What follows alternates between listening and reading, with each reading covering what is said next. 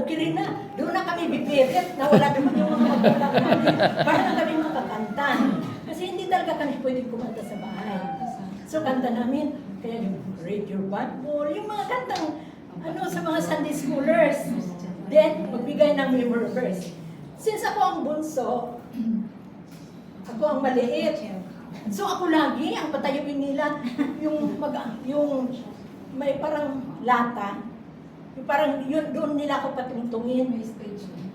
Recited ako ng memory verse. Recite naman, uto naman kasi pagkatapos noon, palakpakan ka. Tuwa na ako, palakpakan ako noon. Pakakantahin ako. Kakanta din ako. Ako lang talagang, kasi ako ang bunso.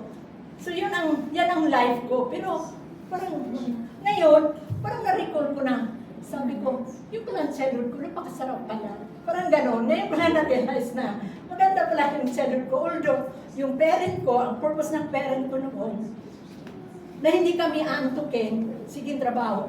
Pero maganda naman ang purpose ni God.